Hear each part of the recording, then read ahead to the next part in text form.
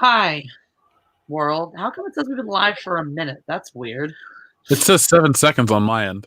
It says a minute and 5 seconds and trend going on mine. That's very strange. Hi, oh, world. How come it says we've been live for a minute? That's weird. I forgot I had the screen up over yonder. All right, I got 2 super chats already. I want to get those right out of the way before I forget them. Because thank you for people who super chat. Sir Ruin of House Roundhead says, "Did you get my recent email about visiting Maryland?" I think I saw that it was there, but I haven't had a chance to look at it yet. It's been very busy. I will check, and we will visit Maryland at some point, I promise. Rosetta Allen says, "I miss you, bad girl. You help me smile." I miss you, too. It's been hectic. It's been busy. I haven't had time for me.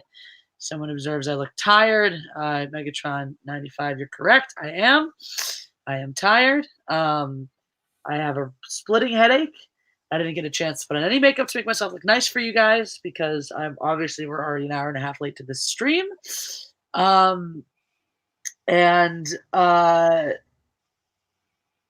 Yeah, because I had to go to the post office. Oh god, I'm so tired, man. I'm sorry, I'm doing a stream too. Dang needle. God damn it, of course it's gone. I had to go to the post office because they've lost 2 of my packages now in the past month. And this last one I really was looking forward to, and it's just gone. So I had to go there, wait forever for someone to try to figure out where it was, find out that they didn't know where it was. Let me know. They'll go talk to the delivery person, see if they know anything, and if they don't, then he's gonna write me a real nice letter that I can send to the companies, and hopefully they'll refund me or get me a new thing.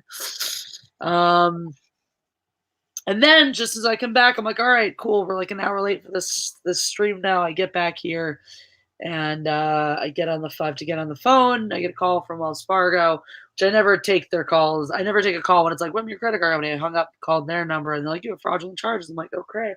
They got in here and logged on. Oh, shit, I do. I got a text from them too. And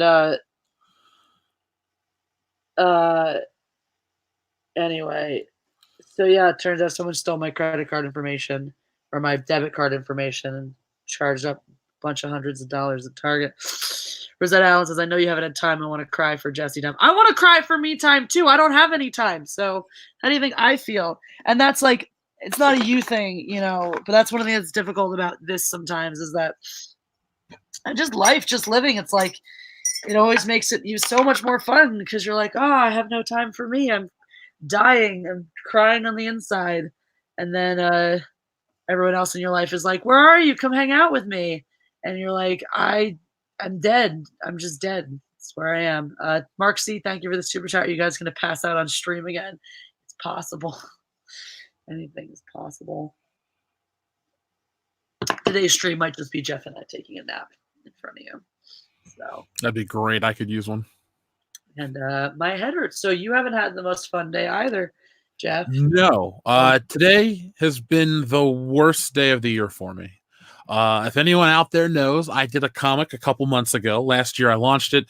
I finished it a couple months ago, and I sent it off to the printer. And today I found out through social media that this printer, I paid for them to mail it and do everything and take care of business.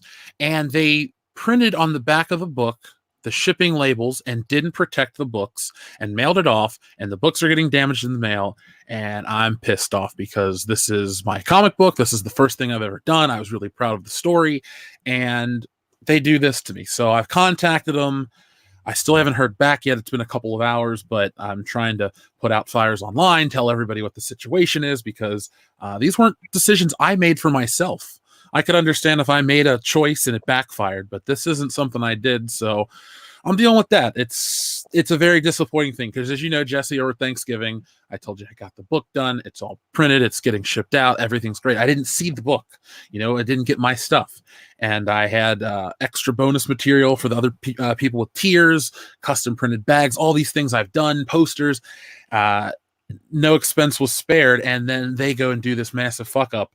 And I'm just disappointed. I mean, I'm not going to let it ruin the show for everybody, but I'm just really disappointed that my big project got destroyed by a third party. So I haven't heard back from them. They're going to contact me, and I'm going to make sure it gets taken care of the right way and take care of everybody that it happened to, because I just found out this afternoon, and it just has been shit. That sucks. Yeah, 2 super chats. Was that Alan? Thank you so much. Says, I know, Doll, it seems like we got kicked at the same time. It really does, and that sucks. Although you said you were going to stop super chatting because you're supporting me on Patreon now, so save your money for yourself, too. Madeline says, wake up. So far, I think the Mandalorian show is going well. Loving the Western Samurai themes. Me, too. We're definitely going to get into a lot of that stuff. Joe, I think that really sucks because, like, you're getting it from both sides because you're dealing with the fact that your beautiful piece of work that you've spent so much time on got fucked up, and people aren't getting it the way that you intended them to, and then you're getting it from those people who are blaming you for it as if you were the one who slapped a label on it and threw it in the mail like a postcard. So, yeah, I mean, I'm not going to get into like specific details about, all the extra bonus steps I made, but I don't know, I even reread the book because all these people were just shitting on it, and I went through the story again. I was like, was it even fucking worth it? So are people criticizing the story? Apparently from the bonus, because everyone thinks like they got one book, but really they got a double issue with all this bonus content. Because it was delayed, I paid another colorist to go back and do old work instead of giving a little mini black and white book. So I made everything to the best I could, and people were complaining about one thing. Like, this guy on Twitter is going out of his way to act like I did all this terrible shit. I'm like, I'm putting it out there. I'm talking to everybody on Twitter. I'm engaging. Thankfully, other YouTubers trying to help me spread the word that this wasn't, a choice I made. And I hope people out there see this stream. I'll talk about it on every goddamn stream I have until, it's taken care of. But, I just want to find out how admirable it is that Alan is in the chat, mother henning us and everybody, and the way she is. She also has been kicked recently too. It's someone else. I think all of us got kicked in the balls by Monday this week. Well, Andy Guillotina took us till Wednesday. Yeah, no, it seems like everyone's going through it. I just want to shout out to everyone out there, people like Rosetta and everyone else who, in spite of dealing with their own bullshit and dealing with their own crap, show up for their friends, show up for each other, show up for us. So I just wanted to take a second to say that's really, really sweet.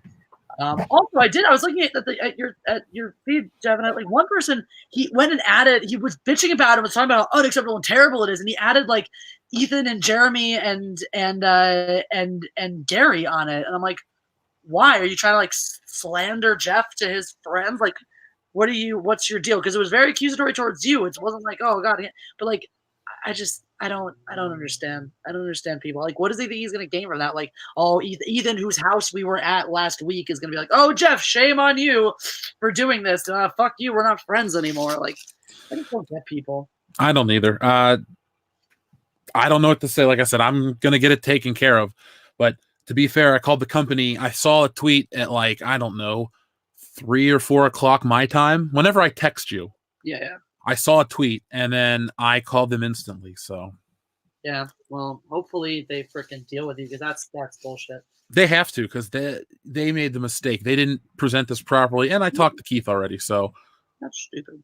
Yeah. No, you got to keep. I say you see the shit out of them if they don't give you your money back. Well, that's what Keith does for a living. So realistically, I just want him to make it right. I don't want to hurt some other business either. But sure, I'm just like, if they don't make it right, then fuck them. Yeah. Either they give you the money, your money back, and then the additional money that's going to cost them someone else print it, or they redo it correctly. And anything less than that is just unacceptable at this point, because it's so unfair to you. I agree. And then if they're being douchey about it and you're going to have to sue them, go to a therapist for all the distress that you've been under since this happened, and then you can claim extra for emotional damages. Seriously.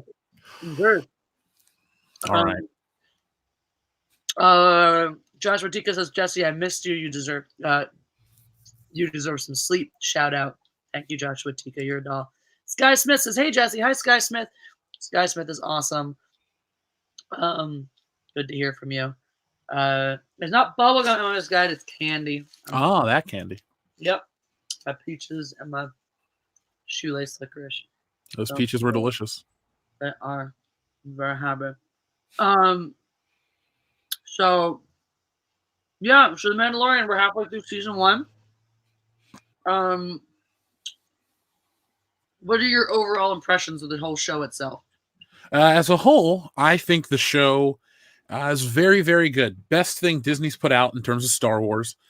I'm going to wait to go into specifics for each episode so I don't jump the gun, but I'm entertained. I think the show looks like it looks great. It looks cinematic. It's beautiful. The effects, there are times where it's a little noticeable that is a TV show. I think the acting's very well done. I haven't seen a terrible performance out of anybody yet. And they really populate the world with heavy hitters. Werner Herzog, Carl Weathers. There's a lot of people, Nick Nolte, that are involved with this project and really elevate it. Jon Favreau himself is the large Mandalorian. They call him the heavy artillery Mandalorian, or Ham. So, I mean, that's his name. But no, I mean, it feels weird watching a Star Wars product and having a good time. It kind of does. I mean, it's a good weird, but it's definitely weird. And I agree with you on all the points. There's moments here or there. I think there's been one or two. There's a line by like a guest star. Like there was the, I don't even remember specifically. It was like one of the lines that the woman in the whatever tavern on this last planet.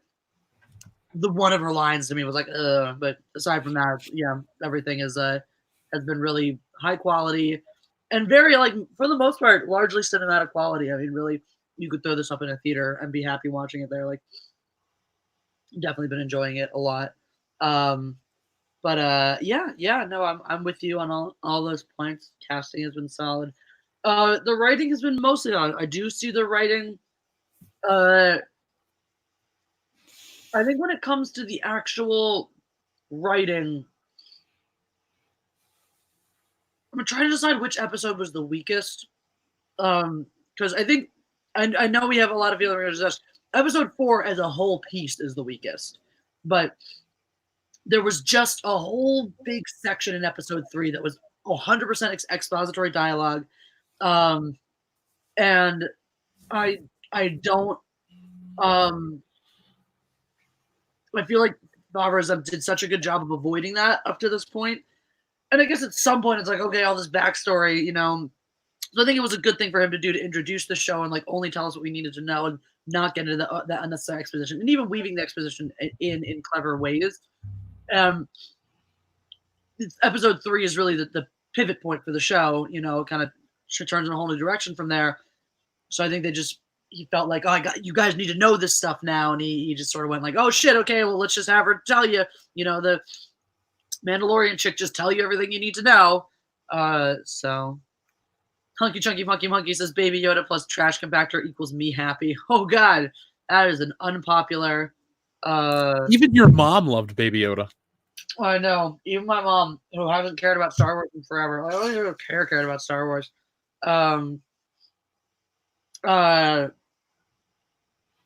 But words. Yeah, no, Baby Yoda's adorable. That's a fact. I'm sorry you don't agree, Hunky Chunky Funky Monkey, but you're allowed. You're entitled to your opinion. So you're entitled to those opinions. So let's talk about episode. By the way, I assume you haven't had a chance to go back and rewatch 3 because I know you were dozing a little bit briefly. Yeah, I was. I was full of cheesesteak, so. No, it was a lot of cheese. Blame me? I cannot. I blame you. Not at all. That's why I dozed off at Ethan's too. It wasn't the terrible Star Wars Celebration we watched. It was the cheesesteak. See, that for me, like, I wasn't that tired when we sat down to watch Star Wars Celebration or the Star Wars Holiday Special. I made an active decision to no longer be conscious. I was like, "Fuck this! This is terrible." So yeah, that was an active decision on my part. But yeah, so we both are in agreement that episode 4 is the weakest of all. Now what is it for you that detracts from, you know, like, compared to what we've seen from the rest of the series? Well, the thing I didn't like about episode 4 wasn't a lot of the complaints we're seeing in the fandom menace as a whole about Gina Carano. She was fine. I liked her as much as I liked any of the other characters. Not Kuil, or however you pronounce his name, Nick Nolte.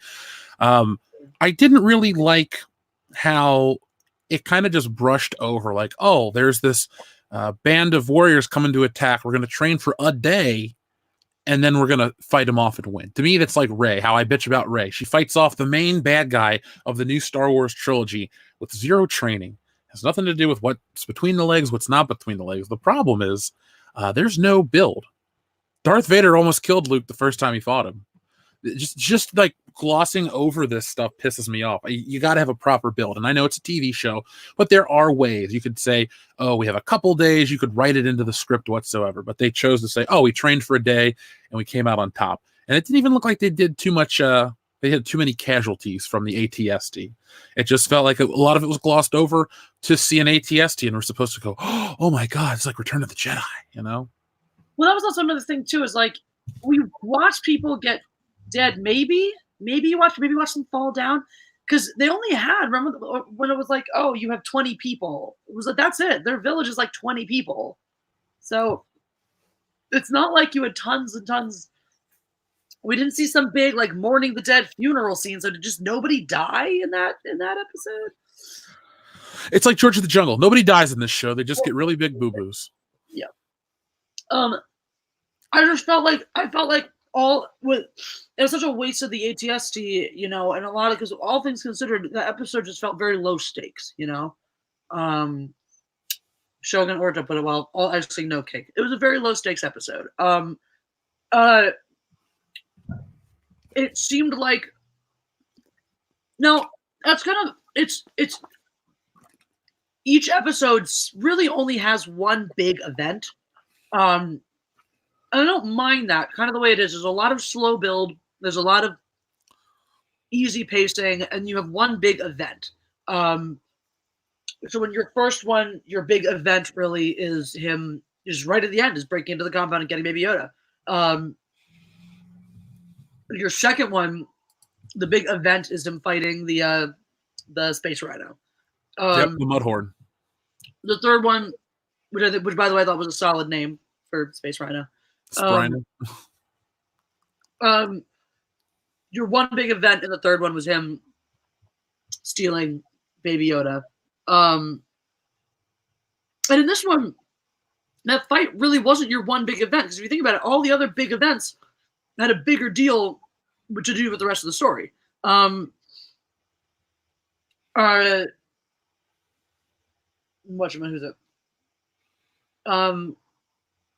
Sorry, I lost my train of thought because my head is like, ah.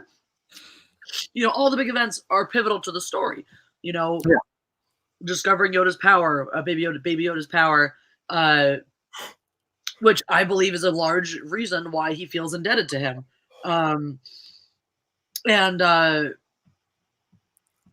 clearly it's a big deal for him because he refused to have the Mudhorn as his sigil, which is good because I did not want to watch him walk around with a giant fucking rhino on his armor for the rest of the show. But yeah, so the big event in 4 is him meeting Gina Carano's character. And so they kind of hide that because you need action. So the action is not the big event of the episode, where even though it looks pretty, it's very it's just very meh in terms of, yeah, no stakes, you know. It's like and in terms of the SJW-ness of it, it's hard. See, this is what's difficult for me, is because you have dumb things in fight sequences all the time where, like, she punches his helmet. Yeah, her finger could be broken. You know, is that overpowered women stuff, or is that, you know, just a dumb moment? And it's hard to separate because we've been so inundated by Disney, among other people, with that, you know, these unrealistic, overpowered female characters. So it's easy to just say, yeah, no, it's that's the culprit. And I'm not saying that it is. I'm not saying it's not. And then also things like, you know, oh, her plan, she has to take his rifle, you know, to go do this plan and whatnot. It's like, you're just sitting there distracting the thing, like he could have done that too. So it's, I don't know. It's just sort of, it seemed weird that she took his gun and then he was just like, okay, instead of her being like, do this, or at least telling him what she was going to do before he took her gun, you know, or she took his gun. I don't know. Madeline, thank you for the super chat. Says helpless villagers with MILF need lone stranger to protect them. Yeah. And that's, I mean, it's a trope. I don't hate it. We've seen it before. We've seen it a ton. But no, Madeline, he's not invincible, and she is very well trained, but his helmet is made of metal and her fingers are made of fingers. So That shit deflects blasts, it deflects vibroblades, but Gina Carano, nope. Nope, not her fist. Ow, my head. Um, um, yeah. Yeah. Yeah. So yeah, to jump off the point though about that, I also felt like the stuff after the ATST battle was important to the story, but like just that whole point of the battle was kind of whatever. The fact that there's nowhere they can go in the galaxy to hide was important to the story. Sure. But bullshit though. I hate the bullshit of like, yes, we trained you in a fucking day. Yeah, that's no. I mean, we don't. Empire Strikes Back has the luxury of us not knowing what the timetable is. Mm-hmm. We know it's like 2 to 3 years. It's like 3 years after A New Hope, so we can assume Luke's been doing some form of training. He has that thing on the ship, the training ball from the first movie. Some things he could know, but it's not like he goes to Yoda and becomes a Jedi Master then, and he loses, and we still don't know if it's days, weeks, whatever. We have no clue what the timetable is in Empire Strikes Back, so it has that luxury. But this explicitly states a day. Therefore, we have certain level of expectations. That'd be like saying to me, Jesse, tomorrow, you're going to be a master trumpet player to play in this orchestra. So start training now. Which also, this is the thing that bothered me too. There was no reason it needed to be a day. They went and baited these guys. They didn't. It's not like, oh, we know they're going to come raid us tonight, so we don't have a choice. They went out and baited them. You easily could have made this montage just show evening a couple times. Just make it clear, do a montage and be like, this is multiple days. But even just the way they're talking, it was clearly the same day. You're like, it didn't have to be. Because right after that, we jumped to 2 weeks later. Immediately after, there's like a line where she says, like, oh, you really helped us out 2 weeks ago. So they've been chilling in this village for 2 fucking weeks. So clearly time jumps are okay. There was no pressing reason why we could only spend a day in this goddamn village. Why not have 2 weeks of fucking fighting? And then that. Like, that's... Anyway. So. I agree. I left... I can't say I left the episode disappointed, but underwhelmed would be the right way for me to describe it. Because, after watching episodes 1 and 2, I'm like, what's next? And then 3, from what I caught, like from the whistling birdish, I missed the blackout area, but then I woke up to, I'm pretty sure I saw the Mandalorian fly away, the Jon Favreau one. Yeah. And I mean, so I caught chunks of it, and I was like, okay, cool, what's next? And then we saw what's next. And now I'm like, if this was the season finale, I would be very disappointed. Yeah. Fortunately, it's only the midway point. Now,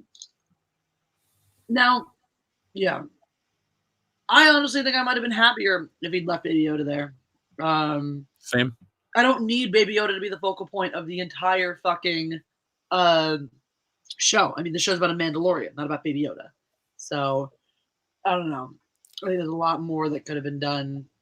I'm glad they didn't actually take his helmet off. I know they teased that in the trailer and they showed that scene. I'm glad that it didn't actually get taken off. You could see his hair stick out. A little bit. I don't know if that was intentional, but I was like, oh, there's his hair. Who cares? I know what the guy looks like underneath. Exactly. So, yeah. People are complaining about the tracking. Rosetta Allen also says, stream needed soon to design gift for you. Thank you for the super chat, Rosetta Allen. And we shall. I am going to be traveling again tomorrow, so time. Never have it. People are talking about the tracking fob. Someone mentioned that being the JJ mystery box. It does seem a little like, because the whole thing in the first one was like, it was, in the first one, people knew where to go. They knew the last known location, so they knew where to go to find him, right? So in the next one, in the third one, when the tracking fobs get activated again, it's okay, they've been reactivated, and he's near the fuck by, so that makes sense.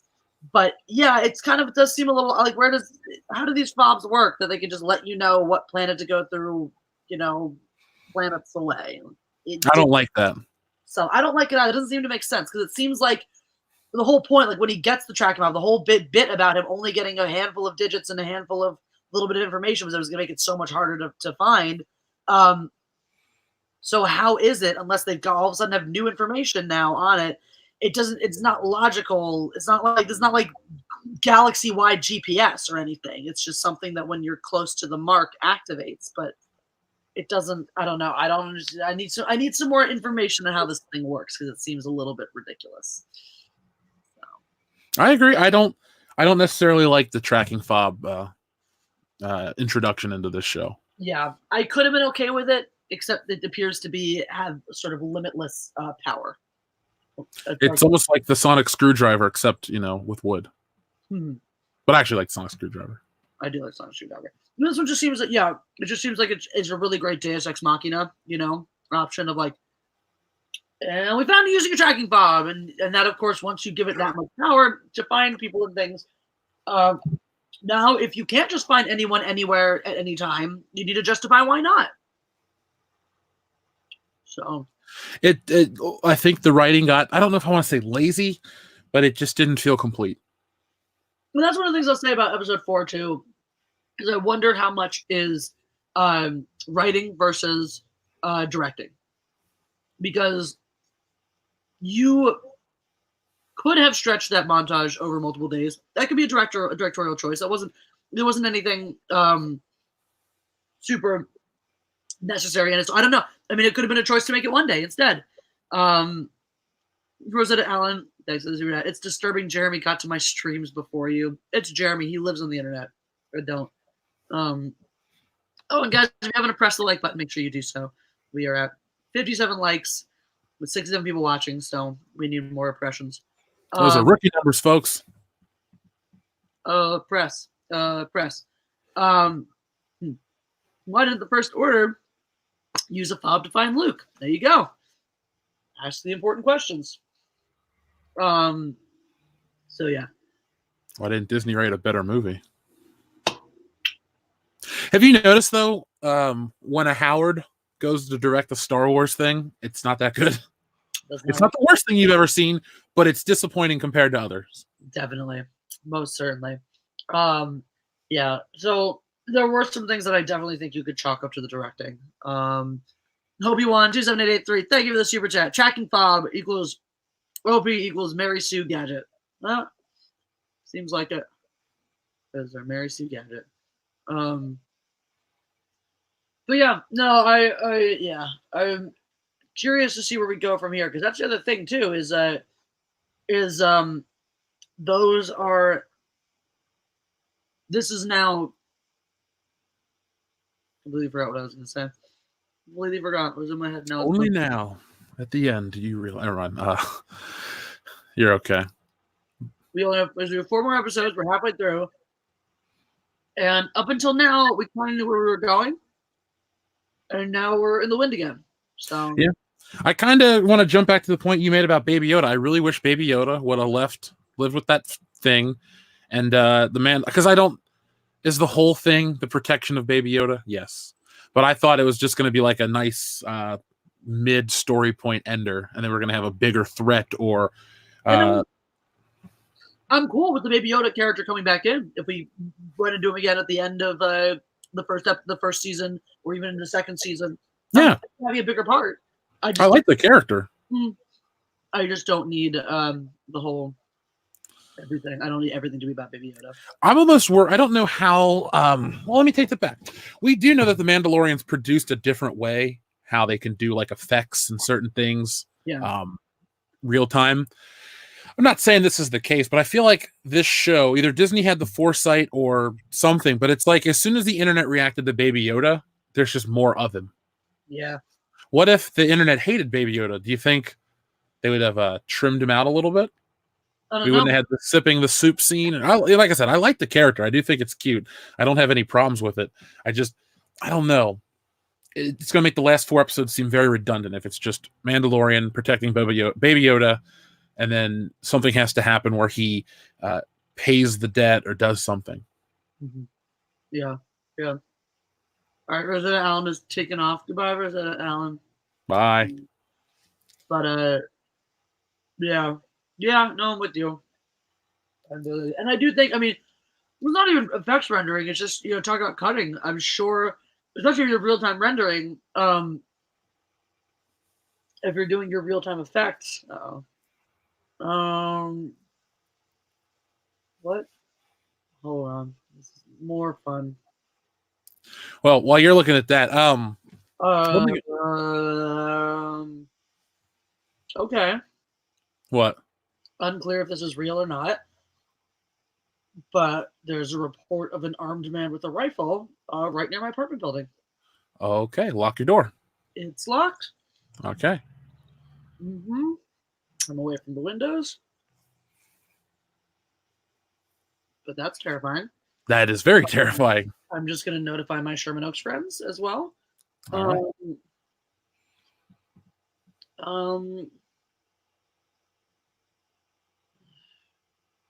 This is quite a day, huh? Yeah, it really is.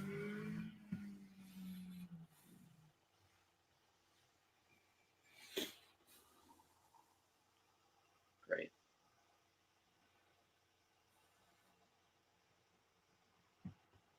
Do you still have to go out tonight?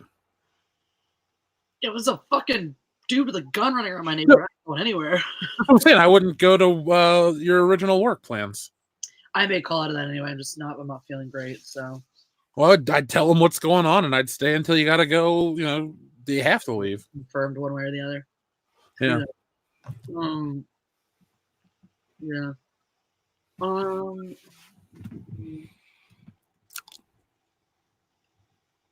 Guys, if you're online, do a favor, just look up Sherman Oaks. I don't know if you can find out information about this. Let me know. I'm gonna take a look at this too because it's kind of scary. But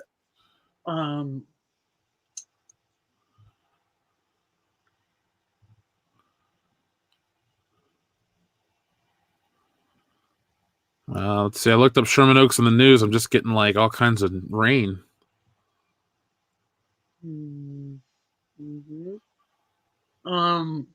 No, Dr. Ian Malcolm is here. Oh. Yeah, thank you for the super chat. Have you heard about the Colin Trevorrow script leak? No, I have not. I haven't either. Was this his original idea for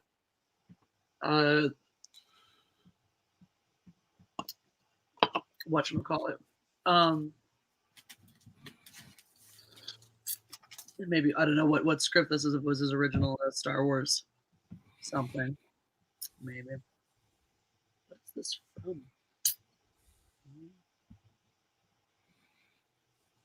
While you're taking care of that though too. No, it's fine. Take care. That's super important. With episode 9, it's kind of getting hard to cover a lot of the stuff, but it looks like a lot of those leaks are being verified and validated. Because remember how there was that stupid rumor of a dagger early on? There's a new TV spot with the dagger in it. So I mean, it's just, if you think the leaks sound like a dumpster fire, well, the movie's probably going to be a dumpster fire because it looks like those leaks are all coming true. Mm-hmm. I don't know if we'll have an end game situation. Speaking of, did you hear about Josh Brolin? No, I did not.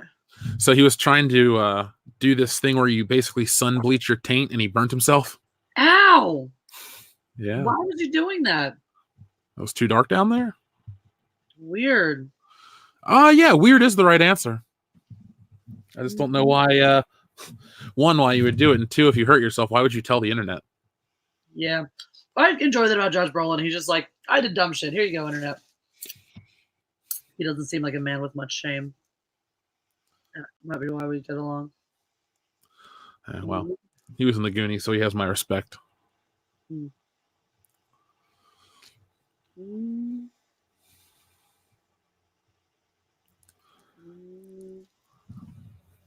there something going on? Also, could you imagine, folks, Thanos burning his taint? Just to give you a nice purple visual. But yeah, like I said earlier, it's weird talking about something from Star Wars, Disney Star Wars, that doesn't anger me. I'm just like, all right, we'll see where this goes. But Bryce Dallas Howard, I thought, did the worst job of any of the directors. If Gina Carano's character would have been introduced in the previous 2 episodes or one of the previous 3 episodes, I don't think it would have been as big of a deal because we would have set the tone properly. Well, no, maybe. I don't know. The hype of it was built with the lack of her. I don't know. I don't think she really falls into any of those tropes of being a Mary Sue. Neomix says, "What's a taint?" Who does? Neomix.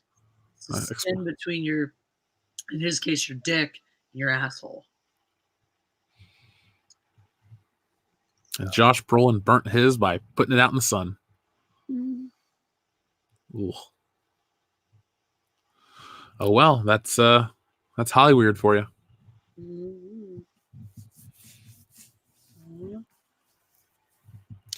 So, folks, hit that.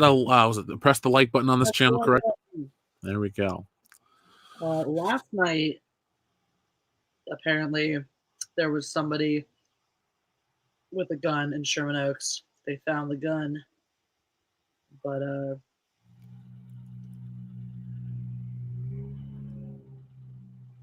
don't know. Maybe he's back. Yeah, please stay safe today. I will.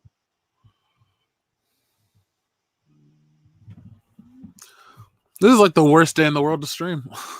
Apparently. Yeah, we're both bummed out about stuff, and now we got this. Uh-huh.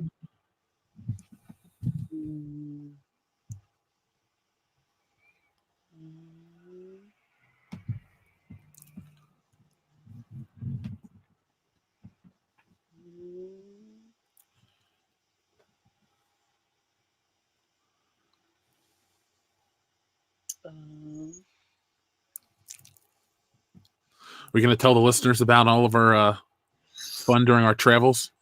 Sure. Orange Hat Reviews. Thank you for your super chat. Says J.J. Abrams recently confirmed identity politics in episode 9. Great. More pandering to those who don't care when it counts. Awesome. So looking forward to that. TechCom says Mega Jetty here on my new Terminator lore channel. Oh, cool. TechCom. Very exciting. What's up? Mega Jetty here. Yeah, a different format. We can. I also got some stuff from my P.O. box that I can open. Show it. Oh, well, I'm looking for this. I have this. I have this. Oh, should I open stuff?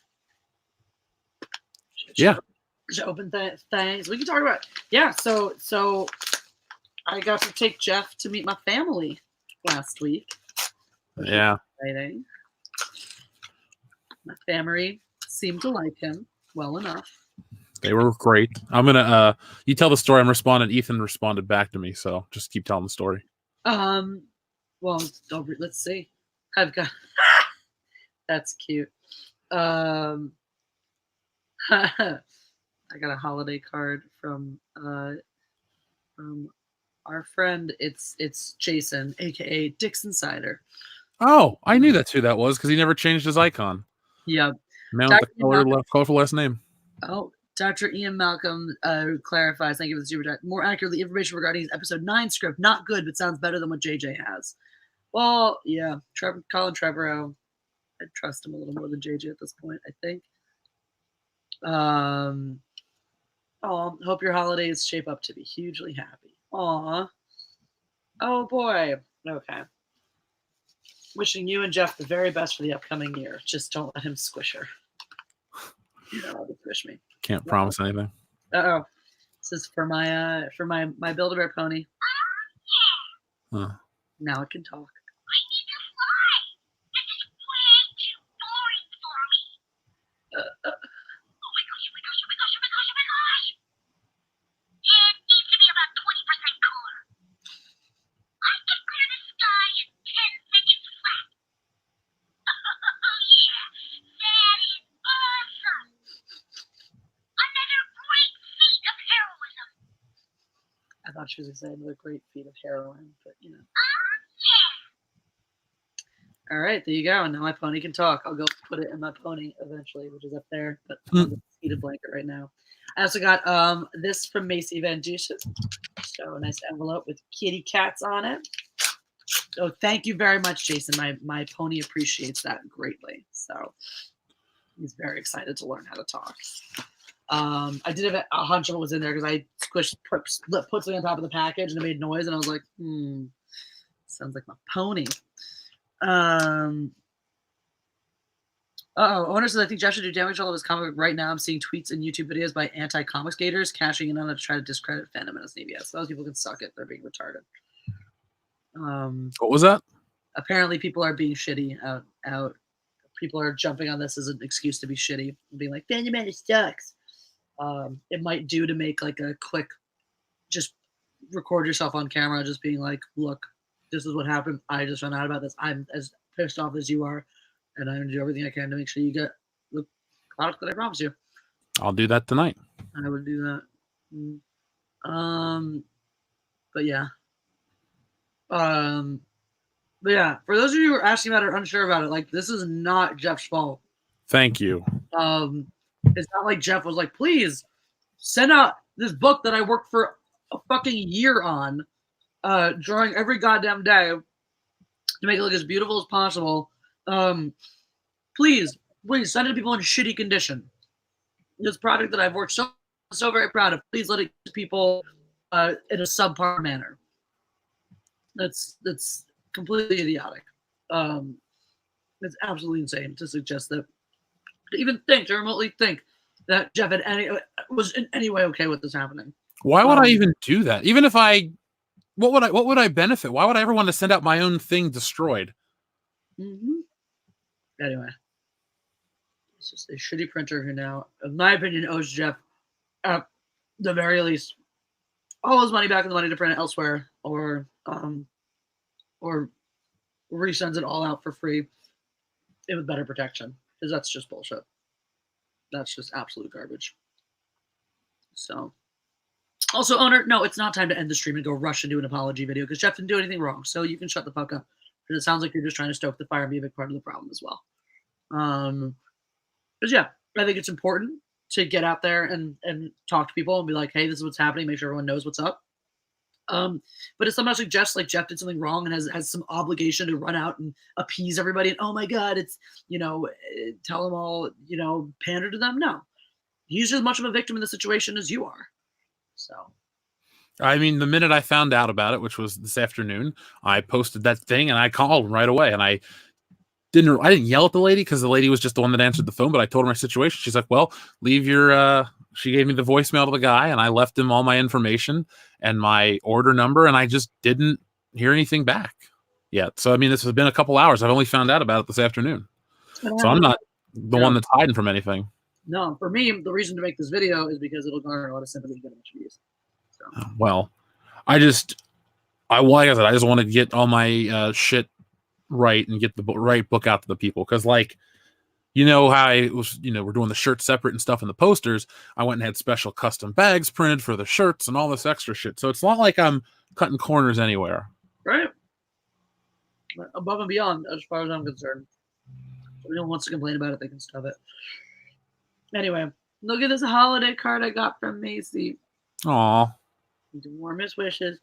Warmest holiday wishes. May your holiday be filled with warmth and happiness.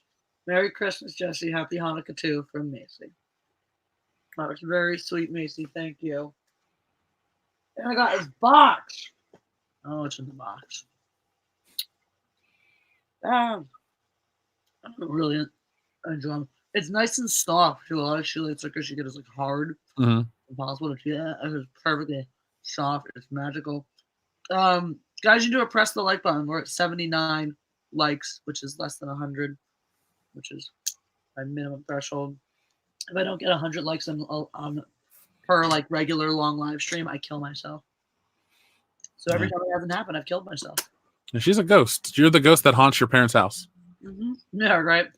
So yeah, Jeff and I got to sleep in my haunted attic. It was very exciting. Third floor. It's a finished third floor, but we just always call it the attic. I enjoy how we both heard something at the same time, but something different. Things, which is how you know it's haunted. Yeah, that was the creepiest thing that's ever happened to me. Yeah. Yeah. Well, no, I told you the one story about how I thought I heard. That one was creepier. Yeah. It was pretty creepy though. It was definitely like up there in the creep factor. Well, I never liked going up there alone because it's just like you felt like, ugh. I told you. Did I not? You were right. All right. What's in the box? Oh, Jesse and Jeff. Oh. There's a letter in here.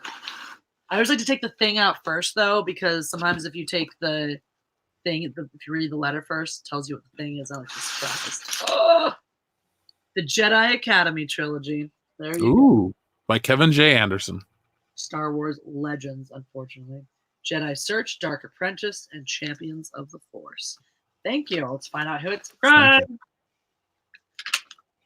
Happy holidays, Miss Jessie, and the world-class toy guy himself, Mr. Jeff. Thank you. I wanted to get you guys this trilogy to enjoy. It is my favorite book trilogy of the EU, followed closely by Drew Karpyshyn's Darth Bane trilogy. Inside are all sorts of goodies that Disney has ignored. You'll enjoy the adventures of Han and Chewie, the emerging New Republic, Admiral Akbar kicking ass, Luke's Academy, and something that should have been a no freaking brainer with Soilo, an accurate depiction of the Kessel mining facility and the elusive nature of the Maw cluster of black holes that it orbits. I wanted to send you this sooner rather than later. Perhaps you can find a home on your bookshelf for your no doubt many upcoming Star Wars videos. I think it would look great there chilling out with your Jabba figure. I agree. See if I can find some room for it up there. Thanks to both of you for all your hard work you do in representing the Fandom Menace. Best wishes for the new year, Kevin Adams. Oh, thank you, Kevin. P.S. I am so looking forward to hearing your Rise of Skywalker rant, Scott Empress. Oh, well, it's going to be epic. I'm sure they will all be epic. And so as many of you know, I'm putting a lot of my regular content over onto Patreon. I would not think of denying the public my full-on Rise of Skywalker review, which I'm sure will be loud. But I will be posting additional Star Wars content both on Patreon and on YouTube following that as well. Anyway, thank you, Kevin Adams, and Basie and Jason for all your wonderful gifts. I appreciate it.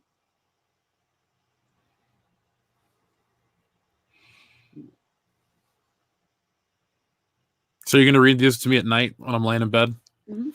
Cool. Bedtime stories. All right. I'll do bedtime stories. No problem with that. You'll fall asleep. Yep. Just like that. Like you always do. Mm-hmm. I really want to go to bed right now after today. Dude. There's much bull driving 2 different times.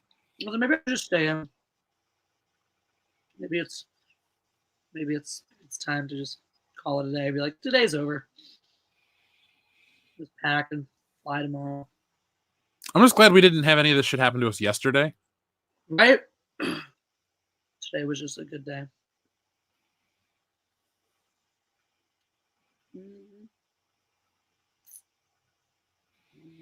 Let's see what's recent. Except, getting delayed at the airport for hours. I didn't get home I didn't land till 1 o'clock. Yeah. Yeah.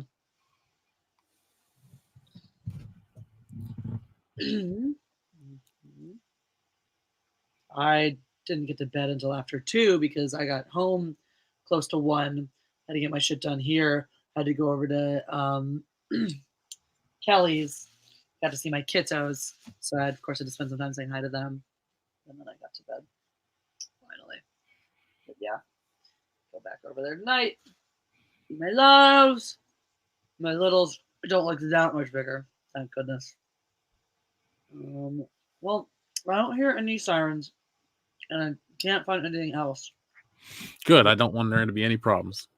But apparently, it's a free party at Page 71 Lounge tonight at 9 p.m. So, woo! I don't know where that is. I wish I could jump on a plane and be there in time. Feature DJ Low Live. My favorite. Cool. All right.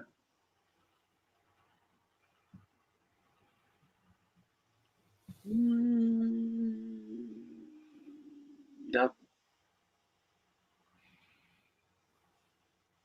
No other indication of that.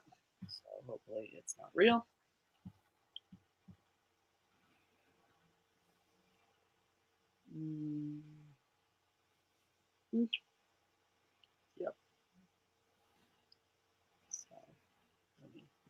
See that. Awesome stream. Awesome. I know, right? Sorry. Oh, we're doing so great. So We should just change this to the Bumdalorian. We talk about, the show and then how we're bummed out. Let's go back and talk about fucking Philadelphia. That was like the best couple of days I've had all year. what were your favorites? Highlights of the trip? I really enjoyed getting there because it was just very relaxing to see you after all this time. A lot of time with your mom was nice. Just hanging out in the kitchen. I really enjoyed the pre-Thanksgiving meal prep. Thanksgiving was great. Like I told you personally, I'll tell it publicly because it's nothing like secretive. Your whole family was nice to me. Like everybody was great, even Uncle Frollo. And and then we hung out with the cousins and did all the shit. Like I didn't have a bad time. It was nice to be away. I even was able to make a video, even though I had other videos preloaded and shit ready. Like I was able to just do all that. I don't know. It made me really appreciate just my entire situation. It was nice to be away like that. Mm-hmm. The worst part was probably having to leave yesterday, but oh well. Yeah. What about you? I mean, I could go into specifics. Like I loved going to McShay's. That was a fun time. We got to watch you break a glass. McShay's is always delightful. I always really enjoy going to McShay's. And seeing Adrian, I think Krista, they're both awesome friends. I've known them for forever, so it's fun. Like getting to introduce them to you, and hoping that you liked them and they liked you, and I think everyone did, so it was nice. Well, we were laughing the entire night. Yep. I enjoyed going to play frisbee. Going to Ethan's was great too. I keep forgetting to tell that part because that almost feels like a whole separate thing. Yeah, I told my mom that story. She's like, "I'm so happy you guys had a nice time." I'm like, "Mom, Ethan was the nicest." Ethan's such a great guy. I can't say enough great things about him. Yeah, it bothers me when people were like, "Oh, you guys don't talk anymore. You hate each other." I'm like, "How could we hate each other?" He invited us to his home. We met his family. They bought us dinner. Yeah, he made us watch the Star Wars holiday special. But we had a fantastic time. We went hung out with Cecil. Yeah, went to the Pine Barrens. Yeah.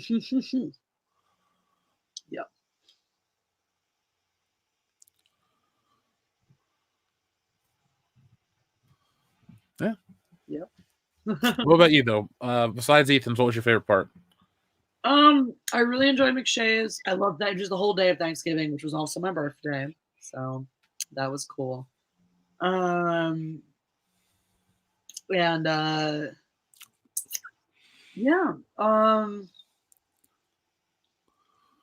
cheesesteak party was good. And going out with the cousins was nice. Getting a chance to hang with the cousins. I liked everything we did. I thought we didn't have a bad day, Mm-hmm. We had fun every day. Even though I also really like the chill days. Like Sunday was fun where we just got to go out to brunch with my mom and then sit and watch the Eagles lose to the fucking Dolphins. So I got to hang with Dad. Then we got to go to the movies that night. It was fun. I have Ford versus Ferrari. Yeah, it was great. I really enjoyed that, even though it was kind of a bummer at the end. You saw my face. I felt betrayed at the end of that fucking movie. I was so upset. I've been reading some more stuff about it too, and I'm like, terrible.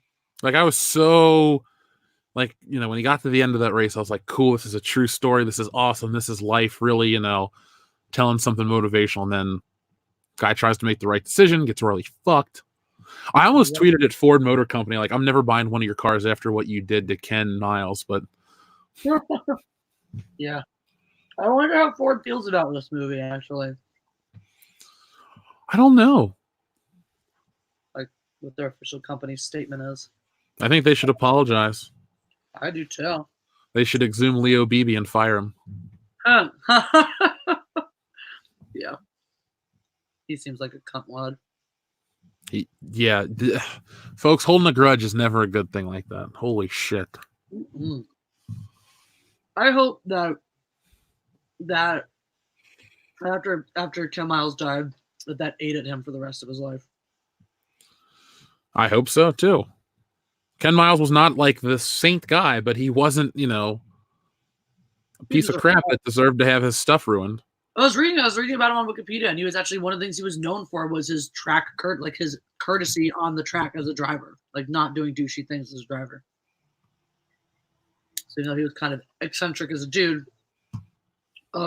He was known as being like a very polite driver. Yeah, he didn't really cause. I mean, we don't know exactly 1-to-1 about everything he ever did on the track, but he didn't really cause wrecks in the movie or anything. No, I was saying that was his according to Wikipedia, his reputation was as a very courteous driver. That movie just made me want to drive a car.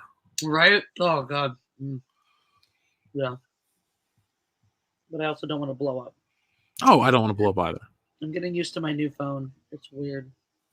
I'm dealing. It won't even tell me. On my lock screen, it usually tells you like what.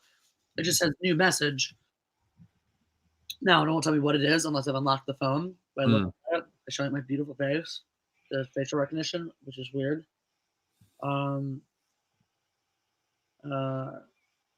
So, yeah. Weird.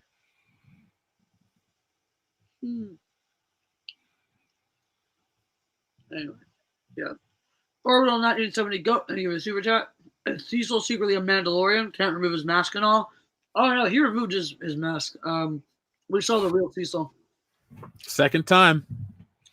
Oh, it's a new Jesse. Jesse Big Butt. Most accurate of all Jessies. Jesse and Jeff, will you be coming to San Diego Comic-Con next year? We might not be able to because it might conflict with your friend's wedding. Oh yeah, my buddy's getting married, so while San Diego Comic-Con is a dream of mine to attend, my friend's wedding is a once-in-a-lifetime thing, so I'm going to have to throw the card down and be like, sorry, Loudy's wedding comes first. Mm-hmm. That's reasonable. But we're going to be in California for 2021, so we can always make that one happen. Mm-hmm. So it may not conflict, but it probably will. Yeah. It's later in July, right? Is your friend's wedding? Yeah. Well, I'll give you exact dates, but Comic-Con's usually the 20-somethingth. Mm-hmm. But yeah, no. Maybe that's what it is. That Cecil's just a man. Like, Mandalorians can't remove their masks around or their helmets around other people. Cecil can't remove his mask for the internet. It's his own sort of code.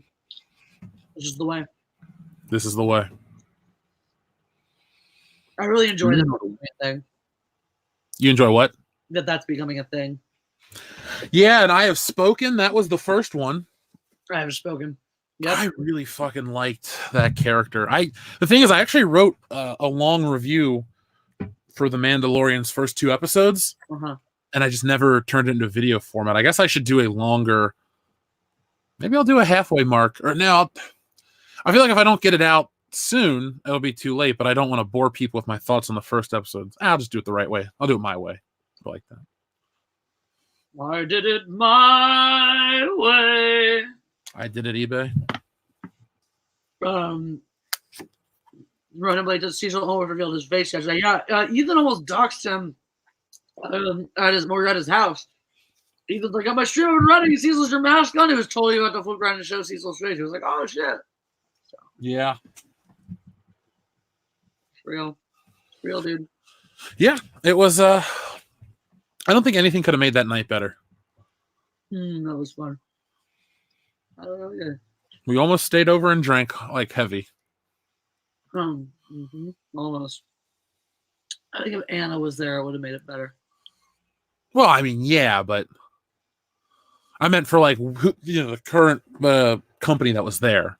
Everyone was just in a great mood. We had fun. Ethan was like the super house guest. We got to go down and see all of his stuff. It was good. It was. I enjoyed it. Licorice is good too. Oh, yeah, there's another peach down there. Ooh, save it for me. No. Get your own. Did you eat all your warheads yet? I just ate the one that we got, and I was so disappointed that I just am going to wait till I'm desperate for something. Yeah, even yesterday, I had a really nice time, just like going to lunch and walked around Suburban Square a little bit. I'm glad my flight got delayed. That was nice. I'm glad too. We definitely made the most of that extra time. We definitely did. Mm-hmm. Yep. Hmm.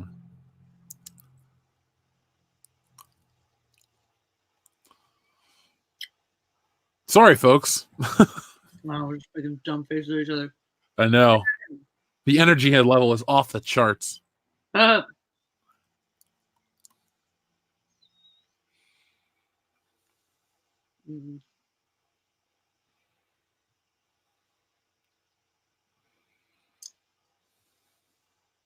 Mhm. All right. Yeah, sweet. Oh, Joe is the best. So we got anything else we want to cover, or What? got anything else you want to cover? I love you. I love you too. We can talk about the Liberty Bell. Well, yeah, we know about Liberty. You got to see a piece of history. And I had to go through security to look at it. Mm-hmm. And then and then Independence Hall. And I didn't have to go through security for that one, so I was happy. Yeah, you did. Oh, I did. I had to take off my fucking belt again. I hate I hate that shit. Apparently, Star Wars Theory just popped the question, according to What? Andy Guillotine. Wait, Star Wars Theory popped the question to who? I don't know. Like, who's he getting married to? I don't know. I hope everything goes good for the guy. Mm-hmm. I hope the other person said yes. I do too. And may you have a long, happy marriage together. I always think it's so sad when someone says no. I agree. I also just don't know why you proposed to someone unless you weren't sure they were going to say yes. Because I feel like the whole idea of proposing is nice and as a spontaneous thing is cool, and it's like great that it's great if the other person doesn't know when it's coming and stuff like that. But at the same time, I also feel like you guys should probably be on the same page about that stuff, you know? Just seems like you might want to be. Well, I'm trying to. I don't think I follow him on Instagram. Star Wars Theory.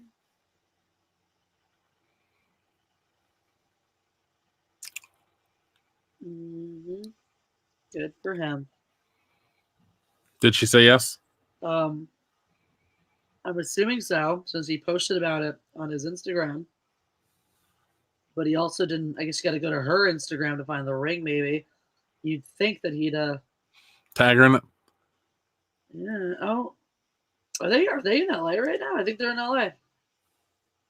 Because that looks like the Grove. And that's Universal Hollywood. And that's somewhere else. And Abbott Kinney, maybe in Venice.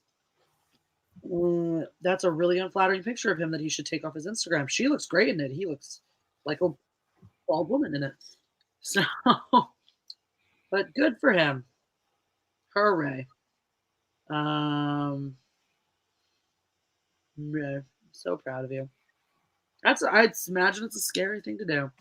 But yeah, I just don't know. I don't know why anyone would ask if you didn't know the other person was going to say yes. I just feel like, what? Because that's, it's again, as cute as this be old-fashioned, romantic, and spontaneous. This is a decision that requires both people being kind of on board. And if you don't know that they're not, I feel like if someone says no to you when you propose to them, it's not as much on you. I still feel really bad when that happens to anybody, but I feel like it's also definitely a little bit on the person doing the asking. Like, you probably should have known.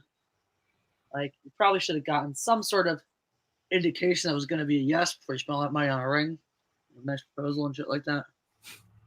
I don't know. Also, though, I have to say, to anybody who proposes in a big, bold, dramatic fashion, like on the jumbotron at a stadium or like right in the sky, those big and publicly. If you're the chick, just fucking say yes. You can tell them no in private later, but in that moment, just fucking say yes. Because if you don't, he's never gonna get over that.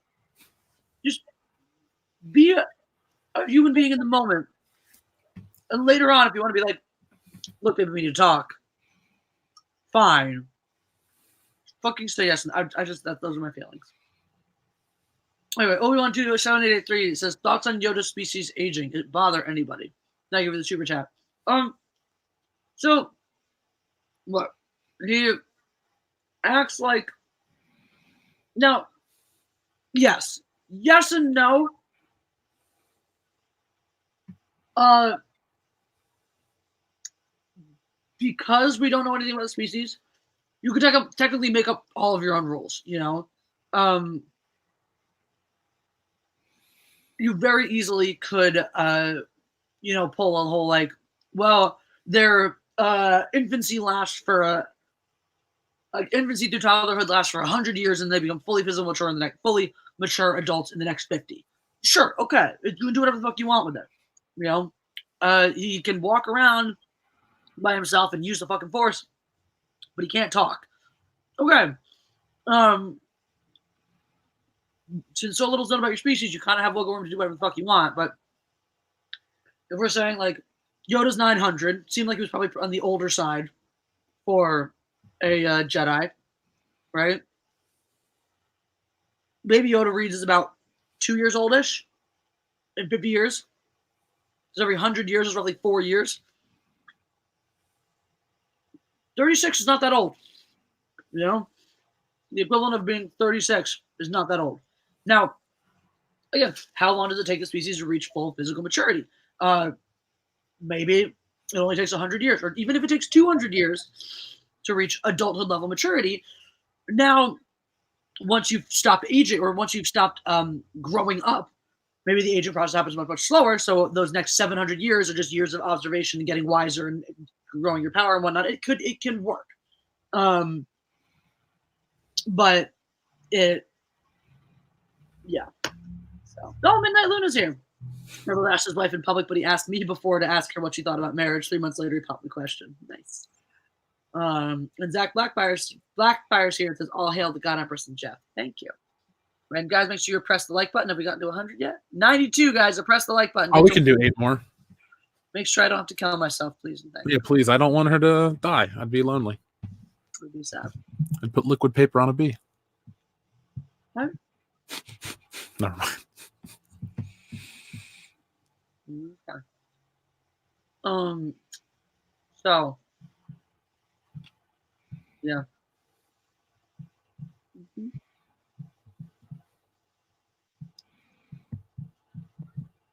But yeah. What do you think about the Baby Yoda aging situation? When I brought it up, all these people were like, you're thinking too much about it. It's like, well, it's kind of what you do when you talk about pop culture and sci-fi, but people just wanted to blindly accept it. I wish they wouldn't have said how old Baby Yoda was. I mean, it does set up about, this 50-year-old creature, and then you see it and you're like, oh, and it blows you away with the whole twist. So it works in that regard. But I don't know. I don't like calling it Baby Yoda, but you have to call it Baby Yoda. Because your mom's like, is that Yoda from the old Star Wars? Kind of. No, not really. Maybe. I just like how the old Star Wars is that popular. Everybody knows the characters. No, my mom went to see them all when she was younger, and she had to watch us watch them a gajillion times growing up. I forgot you had good taste. Why do you think we're together? Oh, thank you. But whatchamacallit? What do you think about the theory that it's a clone of Yoda, of actual Yoda? I hate it. I don't like the idea of it being a clone. I don't like it being actually associated with Yoda or Yaddle. I'm just kind of hoping there's more of the species out there. It wouldn't make sense for Yoda to just appear as a one thing. So maybe this is another of the species, but I don't like the idea of cloning in Star Wars. It works for the clone troopers because you need a fast army to fight these battle droids. So I guess it makes sense in that regard. Plus, I guess maybe I'm just conditioned and used to it. When it comes to the clones of Palpatine, I'm a little less enthused about that kind of Star Wars cloning. And then this just outright bothers me. It's like, no, that doesn't make any type of sense. So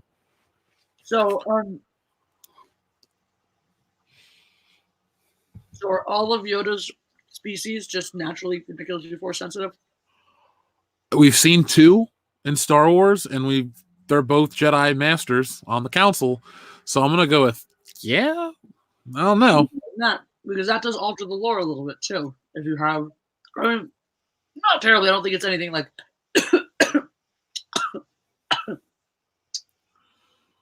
I don't think it's anything disrespectful to Star Wars canon, but provided that Baby Yoda's not a clone, it seems to suggest that, based on the now 3 of his species we've seen, that Baby Yoda is that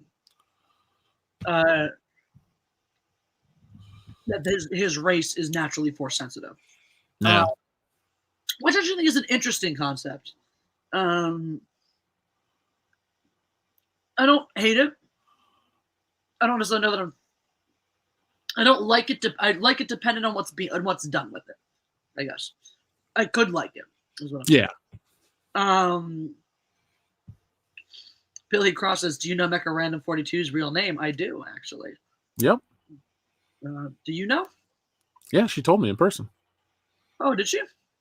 I asked her just point blank when we were hanging out the back of that bar. Gotcha. Yeah, she told me before that, but I promised not to call her it. Midnight Luna says, "I will be Jesse for you, you stud, if she dies." Thank you, Midnight Luna. Jesse Big Butt says, "Baby Yoda is cute but a little annoying in a few scenes." I don't know. I loved the soup drinking scene. I thought that was placed perfectly. I thought that was funny. But I might be, I don't know, maybe my goodwill points are wearing thin with the character. I don't want to all of a sudden become militant and hate it. I don't hate it yet. It hasn't done anything to piss me off. But maybe it's the time to slow it back a little. And it's funny too. They want to put out all this Baby Yoda merchandise, but it's not going to come out until next year, and I don't think that it's going to be popular next year. That is true. Depending on what you do with the series. Now, if it's got a big finish, especially if they kill off Baby Yoda at the very end of the first season or something like that, there's some sort of big finish, and then right after it happens, you hit the line of Baby Yoda toys hit the market. Everything from like a little Yoda that chases little baby frogs and eats them, different versions of them. Obviously, at some point you'll get, I think, the Mandalorian and his ship with Baby Yoda inside and all that stuff. There's a lot of opportunities there. Whether it'll land or not, I don't know. Oh, shows you what I know. Zach Blackfire says, "Many species in Star Wars are force sensitive. I mean the whole species." I didn't know that. As diehard and crazy of a movies fan as I am, I enjoy the EU, but I've never dived too deeply into it. So actually, this was a great gift from Kevin Adams to allow me to jump a little deeper into that EU. Jedi Search, Doc Apprentice, Champions of the Force. I think my brother had these growing up, and I don't know if I ever read these. But anyway, I'm very excited to do it. Dustin Rogers, thank you for the super chat. "I know of 5 of Yoda's people and all Jedi Masters from canon and EU plus games, so they're just really force sensitive." There you go. If it answers that question.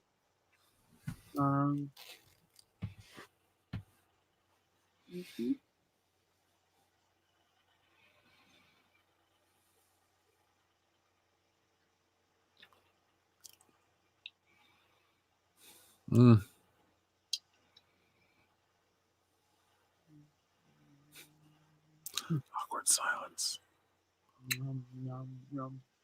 Andy Guillotine says, "Completely unrelated to anything in the stream, but Slayer just retired, Motley Crue just reunited, and Willie Nelson quit smoking pot. Is the world coming to an end?" What year is this? Motley Crue's back? Wait, so if I remember correctly, the last time Motley Crue tried to do a tour, I think it was the farewell tour. It kept getting interrupted because band members kept getting arrested. Could be. I only know a couple of their songs.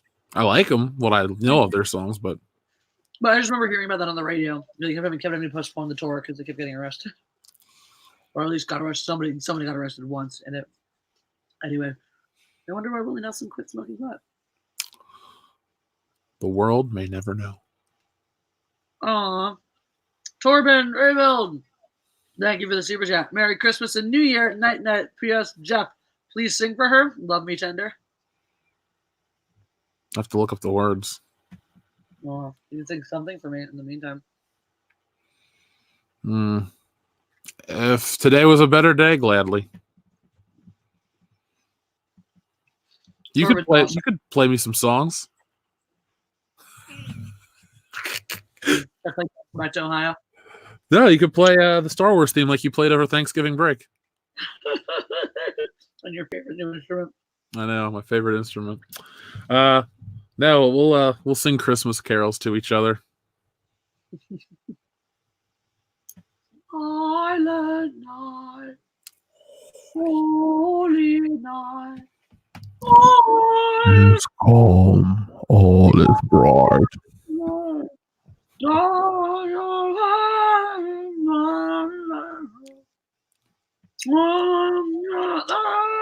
So tender and mild.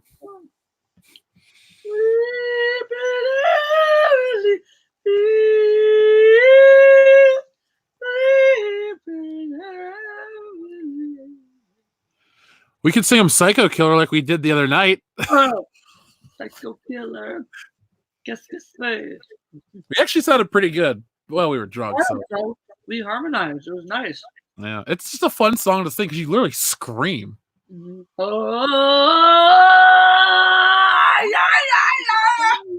Ooh. I'm not there, but First time I heard that song was in Rock Band 2. My mom's like, I knew this song back in the day. I can't believe I have to listen to it again. I'm like, sorry, Mom. So I would play it every day. My mom saw the Talking Heads live. What's his face would come out with just like gigantically over the large sweater without his hands in it and just like flop them around. It was just really weird. David Byrne's an asshole though. I watched Reuniting the Band that was on VH1 like a decade plus ago. And like everyone wanted to get back together and all this stuff, and he was like, I'm too good for it. Or he came off as he was too good for it. So well, yeah. I agree with Midnight Luna. She says the world will come to an end when Keith Richards dies. True. Absolutely true. If Keith Richards dies, it's the end of times. Oh, good night, Andy Guillotine. He has to go because he's got early for work. Good night. Anyway, Toro, I hope that musicality brought you some joy.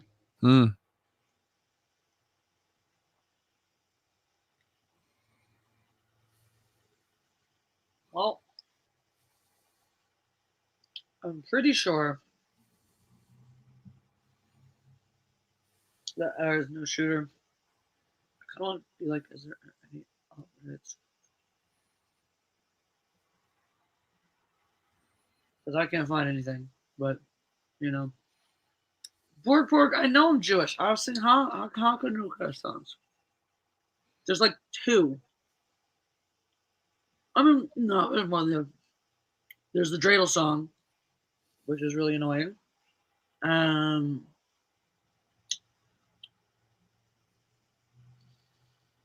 wrote a parody of it called it was about a time bomb instead. It was I have a little time bomb. I put it in your bed, and when it gets to 0, it blows up and you're dead. So. Jesse Big Butt, in order to talk about the Bond trailer, I would have had to have seen it, and I haven't watched it yet. So yeah, I'm going to talk about it on tomorrow night's podcast. I'm just checked out from James Bond right now. Wow. There's the dreidel song. There's Rock of Ages, aka Mild Sore. That's like the big one. Wait, Rock of Ages? The song Rock of Ages. Yeah, by Def Leppard or whoever sings it? No. Oh. Not the same song. Rock of Ages. No. It was a traditional Hanukkah song. Oh, shit. I thought Hanukkah invented heavy metal.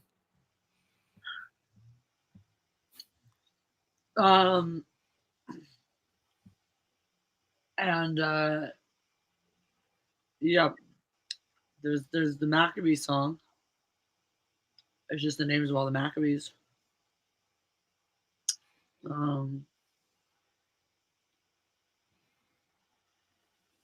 There's a Hanukkah. For Hanukkah, come light the menorah. Let's have a party, we'll all dance the horror. Gather around the table, we'll give you a treat. Everyone to play with and latkes to eat. While we are playing, the candles are burning low. One for each night, to every light and remind us of things long ago. That's a Hanukkah. Sevivon is Hebrew for dreidel. Yeah, because there's the other dreidel song. Sevivon, sub, Hanukkah, Uchatab, Hanukkah, Uchatab, Sevivon, sub, Hatsimha, Ula, Netzgadol Hayasha, Hatsimha, Ula, Netzgadol Hayasha. That's in Hebrew.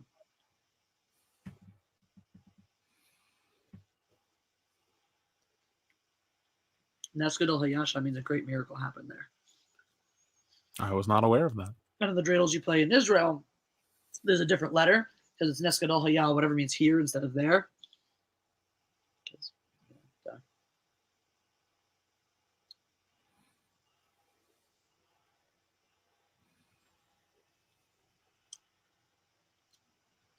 That's a good question from Doc Room. I haven't watched the series yet, but how do you think people will react if they try to pull a joke from Rush Hour when we find out that Baby Yoda was able to talk this whole time but chose not to? I think it'd be funny. It'd be dumb, but it'd be funny. Yeah. And if they actually use the line, you assume I couldn't speak. I let people who, whatever, so I can find out how full of shit they are. If Baby Yoda said how full of shit you are to the Mandalorian, move over episode 4. This is my favorite thing ever. I'd be all right with that. I guess I should plug my new shirt that no one bought. No one's bought it yet. I think it's a great shirt. It's hilarious. The shirt is great. The leggings are hilarious. True. I was with you when you designed those. We were rolling. So I put the legging design. I included the legging design as a joke. So go take a look at all. Just take a look. It's a cool shirt. Original artwork by Aiden Phelan. Awesome dude who just drew this for me because he wanted to. And I was like, dude, let me put this on a shirt. And he was like, okay. And so it did. Here, why not just screen share and show you guys the delight that is. Well, I don't have 2 monitors. Fuck you. Screen sharing works best in a good computer.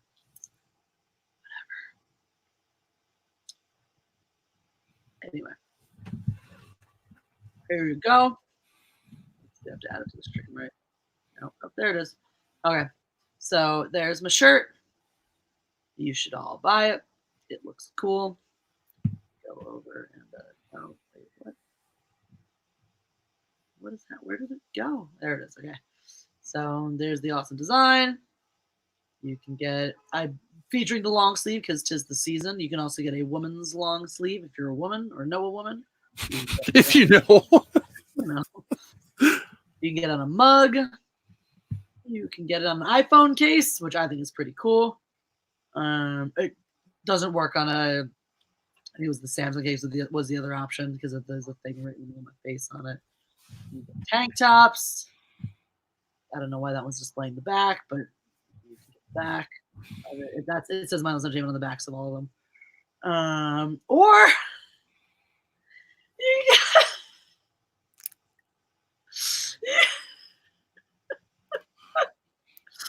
I saw the way it transferred to leggings and I was like, this is too hilarious not to use. So you can get it on the leggings. One leg is just blank. The other one is me. It's just one cat judging you down at your ankle. On the front, it's just my eyes over your crotch. And then the back, I'm just sticking a gun up your ass. That's the part everyone's into, especially Josh Brolin. So definitely get those retarded ass leggings. Mm-hmm. There we go. Anyway, that's all. Yeah. Good times. Mm-hmm. I'm bummed too with all this comic book shit. I was getting ready to do some t-shirts, but now I'm just like, fuck, I don't have time. That's annoying. It is annoying. I'm kind of bummed out, admittedly. I don't blame you. I'm sad for you. I know you care. I'm just pissed that people think it's my fault, like I chose to do this. Yeah, that's stupid. People can suck it. Make a video about it. I am. I'm just gonna, I'm gonna make a video about it. What? I'm just gonna yell. Can I make a video or just yell at everyone who's dumb enough to think it was your fault? Sure. If you wanna waste the energy on it, sure. I don't mind. I don't give a crap about my analytics anymore. I'm a Patreon creator. I would love it if yours was like viewed 1 million times, and the news for me was like viewed like 10,000 times. I'm gonna call it Jeff did nothing wrong. All right. Which is gonna be a great follow-up considering the last video posted on my channel was my abusive relationship. So it'll be my abusive relationship followed by Jeff did nothing wrong. People are like, what the fuck is going on? Luckily, our subscriber count keeps bumping up, so no one thinks I'm, beating you up or something. That's good. Yeah, it's just not my style. No, you'd rather choke me out. Yeah, Brock Lesnar style. Chokes me to death. Mm-hmm. Italian restaurant in Salt Lake City, Utah. Sure. My friend was like, "You want to check out this restaurant with me?" Yes. I'm down. I like Italian food. Patriot creator, no, Patreon, like it goes, Patreon. The majority of my content is moving over to Patreon, so if you want to see me, you can go over there. All right, did we hit 100 likes? Because I really don't want to kill myself. We did, we're at 103. Huzzah! Someone said McClunky. That's nice. Oh, God. All right. So, Jesse, you need to have the print on underpants for guys. I would love to do Jesse underwear. Have my face on your crotch where it will never be in real life. So, I just think Nothing. There's only one crotch that my face goes in. There'd be two if I could reach my own, but I can't. It's okay. I think we ought all agree that that's acceptable, if possible. Ooh, do you want me to show you the colors I got for your mom's scarf? Yeah. Okay. Oh, also the shelves came today, by the way. I got a notification this morning about it. Nice. They taking up too much space? No, they're not very big. They're even smaller than I thought they were going to be. But that's perfect because I'll have plenty of room to finagle them in everywhere. Okay. So what I'm thinking about doing is alternating, do 4 different panels maybe. Mm-hmm. We'll see what I do. Maybe multiple panels, see how it looks. But basically, I'm going to alternate sections with this color and this color. Ooh. And then I'm going to, in between, when I alternate, in between each section, I'm going to do like a stripe or two of this to transition. It's got some sparkles in it. I don't know if you can see it. She'll love that. And then I'm going to use this for the fringe. Oh, cool. Mm-hmm. My mom will love this. Good. I'm glad.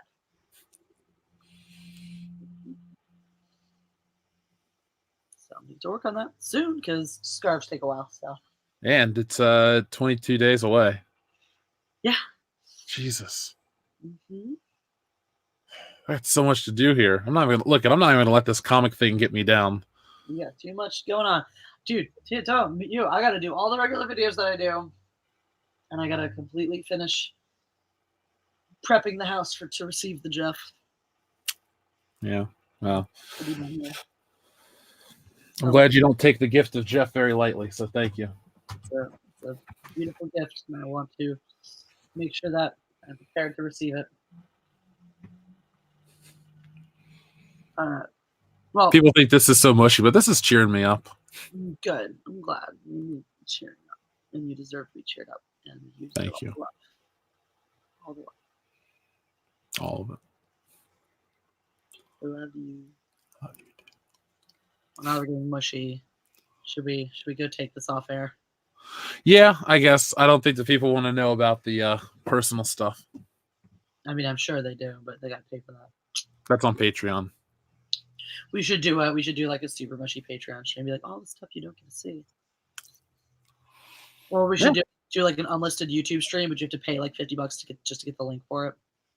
If you really want to see the mushy stuff, there it is. Demetrius Hathaway, what's up? Is that we are getting ready to say bye-bye. So yeah, go out there and let the internet know that this comic book stuff is obviously not Jeff's fault, and they're stupid if they think that. Yeah, I'd appreciate that, folks. I never have asked anybody to take up a cause from or anything like that, but I legitimately didn't choose these things. So if you could just let the truth get out there about the situation, I'm gonna make a video talking about it, and I'm waiting to hear back. Like I said, I called the people. I can even tell right now just for the hell of it, so no one can ever say I'm trying to hide shit. I made a phone call at 4:30, so it's been just under 5 hours. So I mean, I can only do what I can do, but I'm gonna take care of business and not let this ruin the comics and stuff we want to do. So yeah, thank you for helping us out. I appreciate it. All right. All right. Thank you for being awesome, guys. Thank you for watching us. Thank you for everything. Oh, goodbye. Bye. Mandalorian's good. Yes. Screw the Rise of Skywalker. Give me the hutch.